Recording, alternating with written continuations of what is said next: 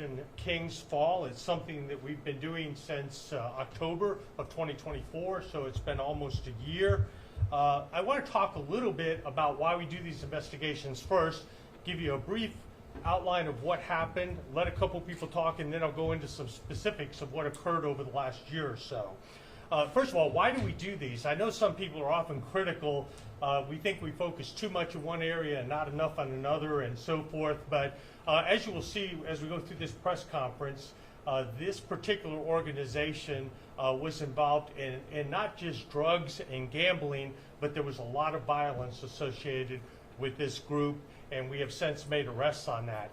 This particular operation, and we do these things also for the people that live in that area. We talk about violence, and I know some people might be inclined to say, hey, if they're part of a criminal organization and they want to kill each other, go ahead and let them do that. Of course, we're not going to let that happen, but the real reason we do this is when these shots are fired and this violence occurs, innocent people who live in that area who have been begging us for years to do something about this, but unfortunately they're not always willing to help us because of the violence and the fear of reprisals and things like that. So it was very difficult to infiltrate these types of organizations, but we do it to make a level playing field for the businesses in that area. When you're talking about money laundering and so forth, somebody wants to open a legitimate store in that area, a convenience store, it makes it almost impossible for them to do that.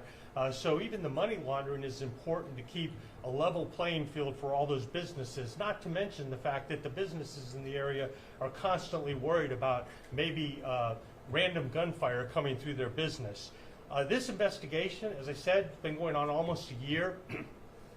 I just got some briefing this morning that even prior to the search warrants that we're going to talk about in a few minutes, we have invested at least 8,700 man-hours into this investigation, and that is a monumental amount. When you add in the search warrants and some of the investigation that's happened thus far, it's probably well over 10,000, and again, we're still kind of at the tip of the iceberg because there's so much more evidence to go through to make sure that these cases are as good as they possibly can be for the the prosecutors rather. Orders, we normally think of things like search warrants or subpoenas for records and so forth, but things like search warrants where a judge is giving us permission to do certain things. There's one, we've done over 50 of those, 53 I think at last count of those orders, one of which the sergeant was telling me was 287 pages long. And that's just one of those 53 orders. So you can imagine what type of people you have to have doing these investigations to be able to generate that type of work to come to where we are today. Originally, this particular case focused on Super Saver Food Store. A lot of us in Hernando County know it as King's Food Store. It was formerly known as King's. It's located at 1400 East Jefferson Street in Brooksville, which is a little south of downtown on Jefferson. We soon learned that we had a deeply embedded and a very highly organized criminal organization. And we found this by way of extensive surveillance, a lot of undercover and covert operations, confidential informant testimony, financial record analysis, electronic monitoring, multiple criminal arrests on the outskirts of this particular organization. And during that investigation, we identified narcotics trafficking, illegal gambling, weapons possession, as you see over here to my right and your left, and of course, as I already mentioned, a tremendous amount of violence. And members of the organization actually included about a half a dozen members of the Gangster Disciples, at least one member of a gang that they call KBM. I'm told it means Kill Bout Mine. And these affiliations allowed that organization to advance through their structure. The investigation's of course still ongoing and evidence is still being processed and analyzed, but thus far we've had 67 arrests/charges against 22 different individuals, and 11 of those individuals were closely associated with the organization. We'll show you some charts in a few minutes. And we already have at least 2 of those individuals being charged with RICO, which is obviously a very serious charge. It's Racketeering Influenced and Corrupt Organization Act, and it's under Chapter 859.0 or 895 rather, .03 of Florida statutes. About 3.5 pounds, a little over, of cocaine. You can see most of it there. About 57 grams, a little over 57 grams of fentanyl, which obviously fentanyl is very potent. It doesn't take much. The cocaine's worth over $100,000. Fentanyl's probably worth about $5,000 or $6,000. And we have about 35.1 grams of Xanax, valued at street value of about $350. 9 firearms. I think you can see most, if not all of them there. And thus far, we've seized a little over $8,300 in currency. Now, how could we do all this? Well, we absolutely could not do it. We have 2 limiting factors, and that's the number of people we have and the amount of dollars we have to spend on those people that labor, and of course the buys and so forth. And we certainly could not have done this investigation without the help of the state of Florida, particularly a program that you probably heard Governor DeSantis talk a lot about, is the SAFE grant program. And so far we've spent about $100,000 in that, and we certainly want to say how much we appreciate Governor DeSantis and all the leaders in Tallahassee that made this possible to help us knock down some of that fentanyl as well as the violence associated with that. And representing the state of Florida is our local special agent in charge of the Tampa district office, or Tampa FDLE office, is Special Agent in Charge Mark Bruntinel, and I would like to go ahead and turn it over to him and have him say a few words. Thank you, Sheriff. Appreciate that. So I'm going to talk real briefly about the SAFE program. Again, good morning. I'm Mark Bruntinel, I'm Special Agent in Charge for FDLE here in Tampa Bay. I want to thank Sheriff Nienhuis and his staff for allowing us here today to talk about the SAFE program. But before I do that, I want to also give a big shout out to the investigative team. Great work, guys. This is very, very good stuff. When this created the SAFE program, and we knew it could make a difference. 2 years later, the results speak for themselves. SAFE is delivering exactly what was promised: more resources for law enforcement, more takedowns of traffickers, and record seizures of fentanyl. So before I came up here this morning, I pulled the numbers for the entire state of Florida. And as of this morning, there's 169 active SAFE investigations. And of those investigations across the state of Florida, working with our local and state and federal partners, we have arrested 2,278 individuals, seized 229 kilograms, or to break it down even more, 503 pounds of fentanyl. That's enough fentanyl to kill 32% of the United States. 32% of this entire country would be dead. Of 503 pounds of fentanyl. It's not just the fentanyl, as the sheriff mentioned earlier. We've seized 547 pounds of cocaine, 2,000 pounds of marijuana, 3,000 pounds of methamphetamine, 4.6 million in cash, over 730 firearms. When there's narcotics, there's firearms. Those go hand in hand. That's very, very dangerous. 76 vehicles have been seized as well. The SAFE program matters to local law enforcement everywhere, whether it's in big cities or rural towns. And this case is a perfect example right here in Hernando County, Operation Kings Fall. Through the SAFE initiative, detectives and agents were able to identify, target, and dismantle a long-standing criminal investigation. The sheriff mentioned the seizures. I would take this step one further. I applaud their foresight by coming to us and asking for this grant to use this money to rid this community of folks that have been just a scourge to this county for a long time. These folks are gone and they're not coming back, which is a good thing. SAFE is working, but the future depends on our funding. Last year, we're very thankful that Governor DeSantis added $8.5 million to keep the SAFE initiative going. This year, the legislature did not add any additional funding. So right now we have $4.9 million left in our SAFE account. We're hoping that this next session we get some more infusion of money, because obviously it works. The numbers don't speak. The numbers don't lie. I'd also like to thank again Governor DeSantis for calling on the legislators to approve additional funding in this next session. Every dollar we invest in SAFE makes Florida safer and keeps this deadly fentanyl off our streets. Florida is leading the nation on how to fight fentanyl. We have several cases around the state where I've had briefings where we've heard these traffickers say, well, Florida's a little hot, maybe we shouldn't come there. That means it's working. It's working. SAFE is proof that when you give the men and women of law enforcement the tools they need, they deliver results, just like this. We will not allow drug cartels to poison our communities, and with the support of additional funding, Florida will remain the toughest state in the country in targeting fentanyl traffickers. Again, thank you for your time. Job well done, guys. Thank you. Thank you, Mark. Again, appreciate the Yes, relationship. thank you, sir. We have a great relationship here in Hernando County with our state and federal partners, and of course, FDLE is right at the top of that. And I have to put a shout out to the special agent that was working with us, Special Agent Gao. My people tell me that he was assigned to this particular operation and was with us every step of the way. And to say we appreciate that is an understatement. Another organization, they couldn't have anybody here today because I think they had some training they had to go to out of the area, and that is our local prosecutor. Bill Gladson is our state attorney here, and as soon as this investigation started rolling, he assigned one of his top people who's an expert in these really difficult and complex operations, Walter Forgy.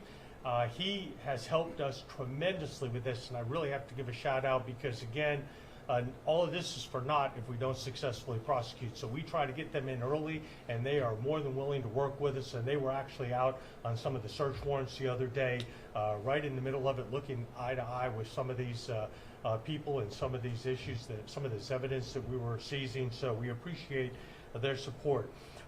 Next, I want to talk about the city of Brooksville. Most of this occurred in the city of Brooksville, and Brooksville is a relatively small city as cities go, but it has a great heritage, and it is really kind of the diamond of Hernando County. It is the county seat, and we certainly couldn't do this without the partnership of our local government inside the city of Brooksville. They actually contract with the sheriff's office to provide even additional patrol type. This was all done by investigations, but they have additional patrol inside the city for their city residents.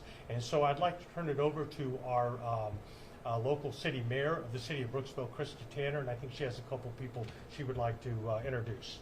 Krista? Thank you, Sheriff.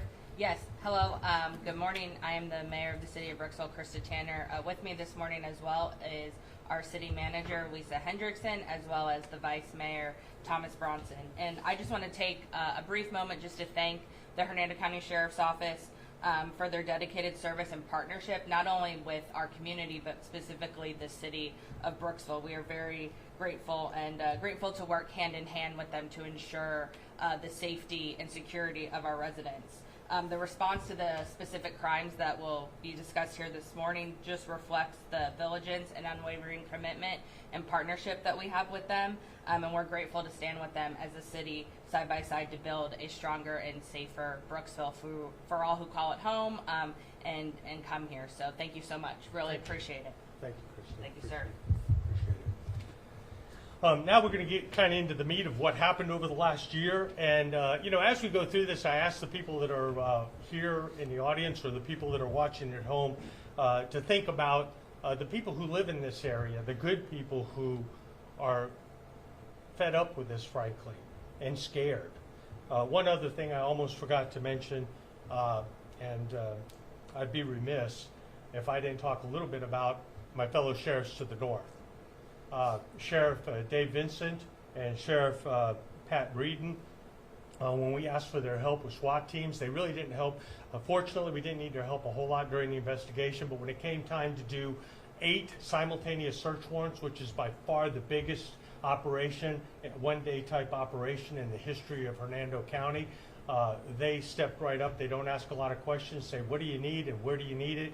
And they came forth, and I think we may have a couple pictures, or we may have already seen them, of the force that was to be reckoned with that morning, dozens and dozens and dozens of law enforcement officers, and so I certainly appreciate my fellow sheriffs to the north. But as we go through this, I want you to think about the people that had to live with this, and to kind of set the stage, we have a video that we're going to show. It'll be up on the screens behind me and around the room, and this is all publicly available video that we have to show a little bit about what was going on. So I'm going to show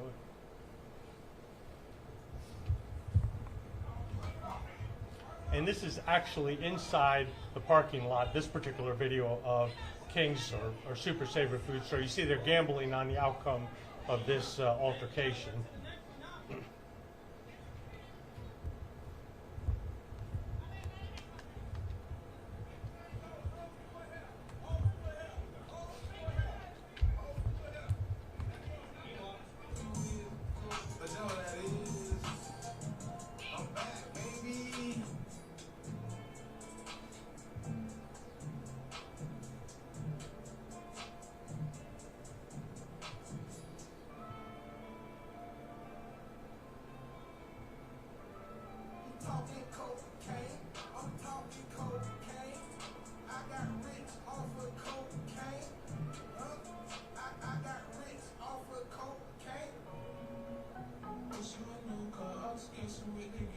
Again, that's right in front of Super Saver Food Store. Okay, if I could have the lights. This all started in October when we pulled over a gentleman named Mohammed Hassan. He was later identified as the operator of Super Saver Food Store, and he was arrested during a traffic stop, and he was in possession of hashish at that time. Then in November 21st of 2024, we actually started kind of a preliminary investigation into the store, some undercover operations, and we found that there was illegal gambling going on in the store, and it was actually paid out by Hassan. And again, he was the registered agent as well as the manager of that store. And we observed a lot of narcotics transactions occurring from behind the counter from both Hassan as well as other individuals. And then, so that kind of got the, we were doing an investigation for the next several months, and then we had a pretty significant event occur on February 17th, 2025. And this is, you're going to have two videos here. The first one starts inside the store and then actually ends up going outside the store. So we'll play that. It's Hassan was present, and I'll talk a little bit about the suspect when we get done with our two videos here. Now again, this is inside the store. You're kind of looking at the front door, looking into the store, and the cash register's on the left. Our victim is out of camera range. You can't see her, but she's behind the counter there in the back corner trying to hide. So that's what happened inside. And then the next video will show shortly after that, the suspect comes running out and is shooting at the car that our victim was leaving in, actually hit the car, hit the back window of the car, and the bullet went, I'm told by investigators, the bullet went through the car and almost struck her in the head. We were lucky we were not investigating a murder. So we can turn the light back on. That particular investigation moved pretty quickly of that particular incident, and we found that Dominic Delaney, he's a male. He's born in February 21st of 2007, so he was just literally a couple days away from turning 18 when this happened. He's a documented KBM member, and he was arrested at that time, and he's being charged as an adult by the state attorney for attempted murder, shooting or throwing a missile into a dwelling or vehicle, criminal mischief, discharge of a firearm in public, and possession of a firearm by a delinquent. He has an extensive juvenile record, and possession of a firearm by a delinquent is kind of the juvenile version of possession of a firearm by a convicted felon. So that obviously ramped up our investigation. Now we have some documented violence occurring. And so we started a larger scale investigation. And we have a couple spoke charts here. This is the individuals that we think are really closely associated with this particular organization. You can see the individual in the middle, and I'll talk about them in a second. He's the one that was in a lot of those videos with the money and so forth. And then the second picture is some of the people that are on the outskirts of this investigation. We had a lot of marijuana, cocaine, and crack cocaine sales. And the first individual who was ended up arrested as part of this particular operation is Mohammed Hassan. He's being charged with the RICO Act, money laundering, sale and possession of marijuana ×2, possession of marijuana with intent to sell ×3, personal possession or place of a structure for the sale of controlled substances, possession of cocaine, possession of Xanax, possession of hashish, possession of marijuana, possession of paraphernalia ×4, lottery violations ×3, gambling violations ×3, and actually possession of gambling devices ×3, and keeping a gambling house ×3. So he's the person who was running the store. And the money was being commingled with the proceeds of other sales inside the store. Then the individual you see in the middle of the chart there is Kevon Dorsey. He's a documented member of the Gangster Disciples. He has 2 prior felony convictions for possession of marijuana over 20 grams, as well as fleeing to elude. He's being charged with the RICO Act, money laundering, trafficking in cocaine, 28 grams or more, ×11 charges, conspiracy to traffic in cocaine, possession of a firearm by a convicted felon, sale of a controlled substance within 1,000 feet of a place of worship, ×8. He's charged with possession of a controlled substance with intent to sell within 1,000 feet of a school times 15, I believe that is. Sale of a controlled substance with possession of a controlled substance with intent to sell times 4. Possession of marijuana, unlawful use of a two-way communication device, and possession of drug paraphernalia times 16. Now his wife is Corey Dorsey. She's being charged with money laundering, conspiracy to traffic cocaine, possession or trafficking rather of 28 or more grams of cocaine, possession of cocaine, and possession of drug paraphernalia.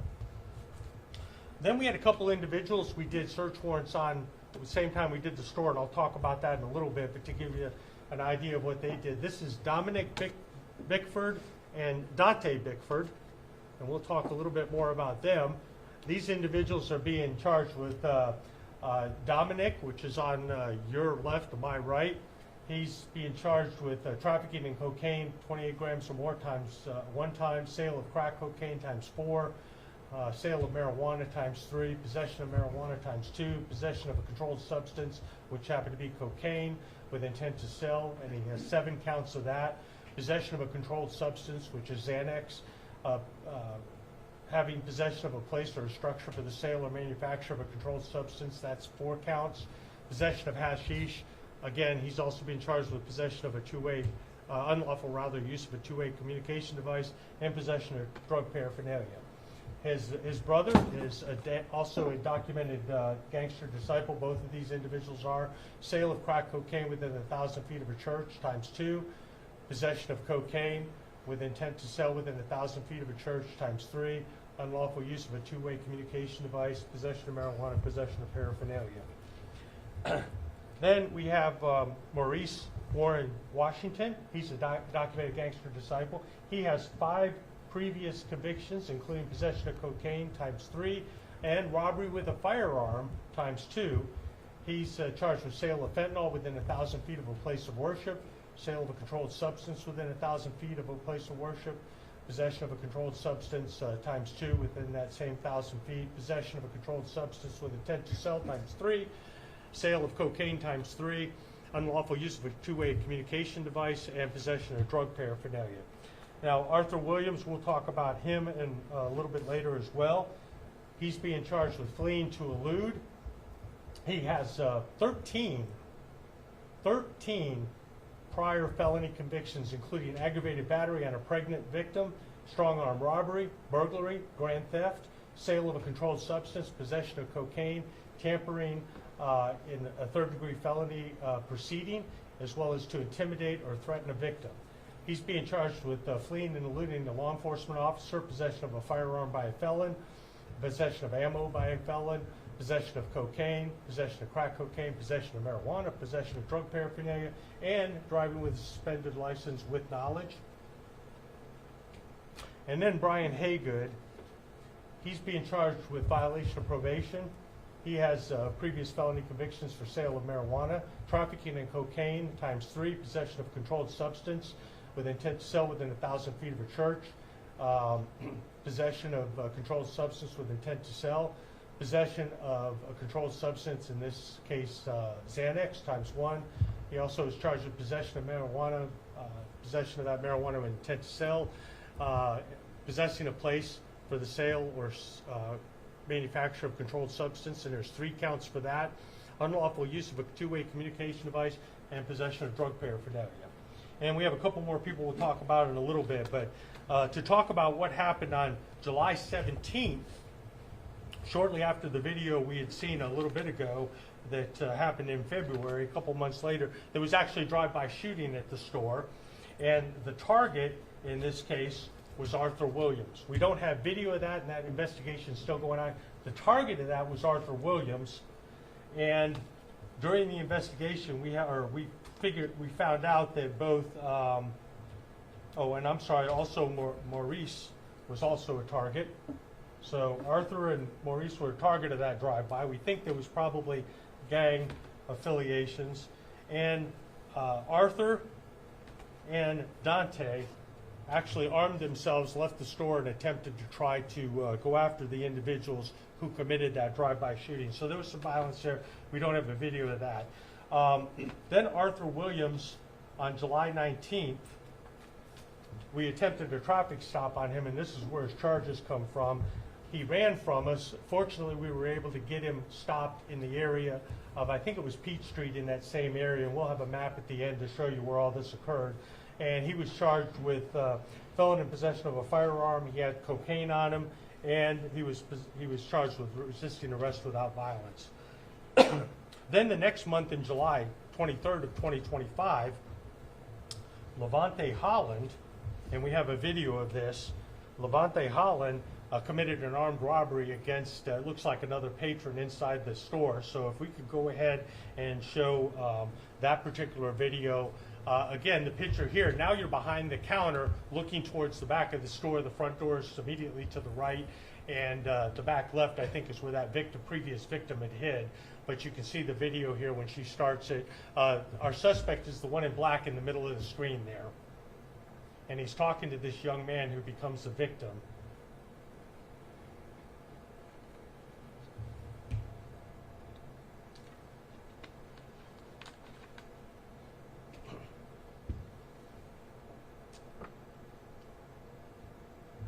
Now, ironically, when this is going on, Arthur Williams is previously arrested. There's apparently somebody in the store that is actually talking to Arthur Williams on a jail call and kind of giving him a play-by-play about this pistol whipping.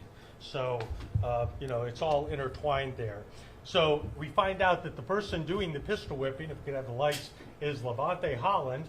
He is a documented gangster disciple. He was born in 2007, and because of this, he was arrested shortly thereafter for armed robbery, aggravated battery, aggravated assault, and unlawful possession of a firearm by a person under 18.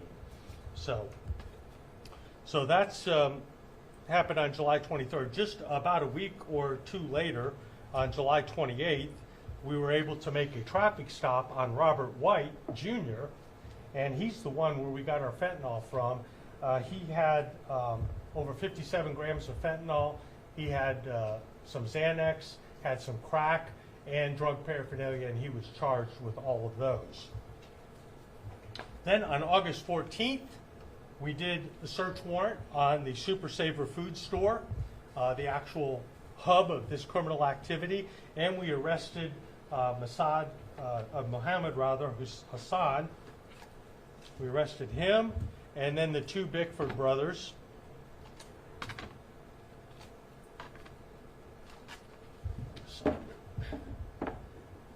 And in that, I think I lost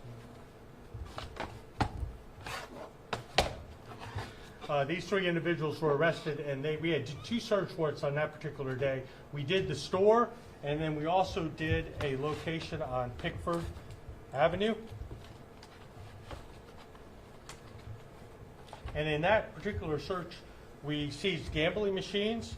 We seized 960 grams of marijuana, 19.4 grams of cocaine or crack cocaine, and 2.7 grams of Xanax, as well as one of these firearms up here, the AR-style pistol. On Prospect Hill, which is fairly close to the store, it's actually a little south of Martin Luther King Jr. Boulevard. It's Pickford's residence. We seized 39.3 grams of crack cocaine, and the residence was also found to contain materials meant for cooking that particular crack cocaine. Then Kevin Dorsey, our main target, kind of altered his patterns, and he relocated his narcotics to a storage area at 1315 Daniel Avenue.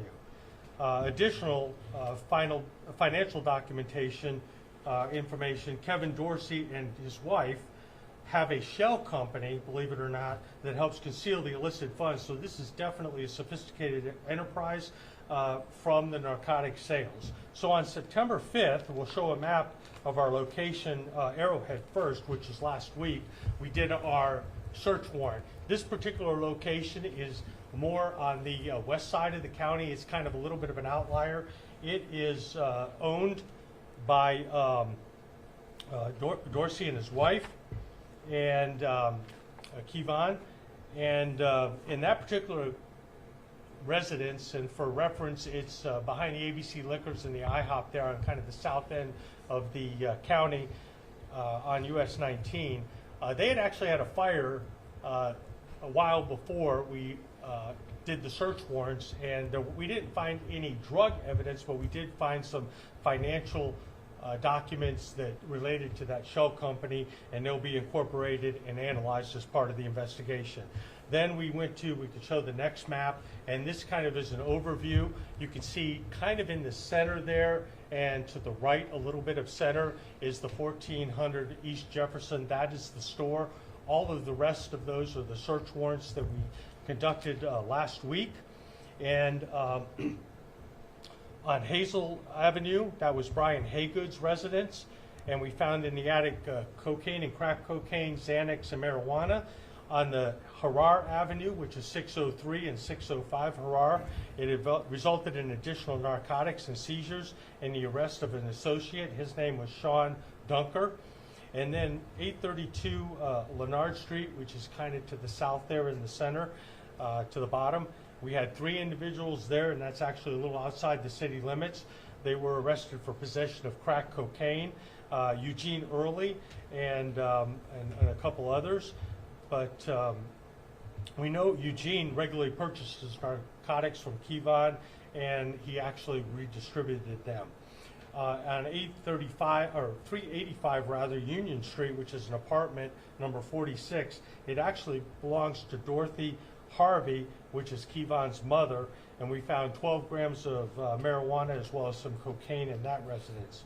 And then on Daniel Avenue, which was occupied by Kevon's brother, Dimitri Thornton, we found the kilo there of cocaine rather, and it was confirmed to be supplied by actually Corey Dorsey, who is Kevon's wife, who transported it to that particular location. We found just a little under a pound of marijuana as well as 3 of these firearms. Kevon and Corey were arrested at the Days Inn on Windermere Boulevard, and Corey was actually found in possession of a firearm as well as over $5,000 in U.S. currency, and we seized vehicles as evidence in this particular case. Now, I know I went through a lot, but I'm going to have, unfortunately, one of the things that is a little bit frustrating for me, I can't have the real stars of the show up here because they are working in undercover capacities, and of course, the investigation is going to continue. Particularly this investigation still has a tremendous amount of work to do on it. And of course, we're kind of hoping that some investigations will spin off of this. But I will tell you, the people I have working this, they're the best of the best. And you can't do an investigation like this in an agency our size if you don't have the absolute best that law enforcement has to offer with professionals. And so with that, I'm going to actually turn it over to Sergeant Harper. He was kind of the supervisor of this investigation, put hundreds of hours into this over the last year. So I'll have him come up, talk a little bit, and he might be able to answer a few specific questions for you. Sarge, good job. Good morning, everybody. My name is Sergeant William Harper. It's H-A-R-P-E-R. I'm the supervisor for the Vice and Narcotics Unit here at the Sheriff's Office. I'm going to answer some questions, but prior to that, I just want to take a quick second to thank some individuals, specifically the detectives, deputies, non-SMART personnel who worked on this case. It's hard to put into word how much work went into it, specifically the investigation, then also the preparation and execution of a search warrant, executing search warrants at 8 houses with about 125 personnel on that day. Also, I want to thank Bill Gladson, the State Attorney's Office, specifically Walter Forgy, Marissa Shannon, and Rob Lewis. I've worked all kinds of investigations here at the Sheriff's Office, but I've never been as involved with the State Attorney's Office. And the reason for that was we wanted to build the strongest case possible, and I don't think I've ever been as certain unbeatable case as this one. And then, as the Sheriff already stated, also the SWAT teams for Hernando County, and then Sumter and Citrus. Something we really want to drive home is how dangerous these individuals were. Not only are they just in possession of firearms and so forth, the violent acts. They were willing to commit violent acts at any time, whenever they wanted. So having 3 SWAT teams able to execute 8 search warrants allowed us to do so safely without any other concern. So, you guys have any other questions? Could you be more specific about the involvement of the grocery store? Was it the ownership involved, just the manager and the people that hung out Correct. there? So that was the main hub of where everything was occurring. Just about every individual we mentioned was hanging out there, selling narcotics there. A lot of violent acts happened there. The owner, Mohammed Hassan, he was allowing these individuals to do so, and also involved himself. So he was allowing them to sell narcotics, he was allowing the violent crimes, he was allowing the fights to occur in the parking lot, and so forth. So which is how we got involved until it was originally investigating him. Any idea how he got connected to the gang and all the gang members? Like, how did they? So we're assuming, he never specifically said, he owned the store for a couple years. What we're assuming is the fact that they kind of moved in and were hanging out there, and he got too involved, and before he realized that he was in too deep, and he was just as involved as everybody else at that point. Did any actual grocery shopping go on there? Minimal. That's something we actually joked about when you go to the store. There was a couple racks of chips and drinks. However, I can tell you from a lot of hours of surveillance that we did, it wasn't very often we saw people walking out with actual merchandise. I'd imagine like people that want to go shopping wouldn't feel safe there. Correct. No. Yep. And that's the robbery that occurred there. That was a younger individual who was going inside the store, and he was ultimately robbed for going in the store and not knowing the individuals there. And so, like I said, they hit him with a gun, they pistol whipped him, and stole his money. So. Is this store open right now? No, sir. No. After we executed the search warrant, we arrested Mohammed Hassan, his little brother Yusuf Hassan, who was assisting in operating the store. They've been shut down since that time.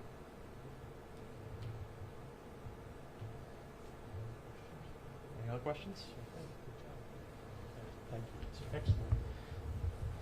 Again, I apologize. It was long and there was a lot of information. As you well know, our public information officer will be sending out, as he said at the beginning of this, links to the videos as well as any of the graphics we did. Again, we say it over and over again, our partnership with FDLE, the resources provided by the governor and the leadership in the Tallahassee in both the House and the Senate, as well as our cabinet members. We are so fortunate to be in the state of Florida where law enforcement is supported. And, I heard recently, and I don't even know who said it, but I heard it on the news. Somebody said that law enforcement job is not to prevent crime. Their law enforcement job is just to investigate crime. And boy, what a bunch of baloney. We are sure that we can't measure how much we're going to prevent, but with these individuals in jail and the amount of violence that was associated with this, I can assure you that we have prevented some crime, and hopefully we have prevented an innocent person from taking around and maybe even being killed. A few years ago, we actually had an infant that was being held by somebody, and it was some violence associated with it, and the infant was actually grazed by a bullet. And those are the things that keep a sheriff awake at night, is those innocent people getting hurt. And so if we can prevent some violence in that area a little south of downtown, we are certainly going to do it. And this sends a strong message that we have the resources and the capability and the expertise to do investigations that include money laundering, include violence, include drugs, include gambling, you name it. If it's a serious violation that makes the playing field unlevel for those people who want to abide by the law, then we're going to address that with the same force and effect of this investigation. So for our media partners, thank you for coming and covering this, and to our citizens that are watching at home, as I always like to say, we appreciate the support of law enforcement here in Hernando County. We never take it for granted. Thank you all. Think it went all right? Absolutely. You happy? Yeah, absolutely.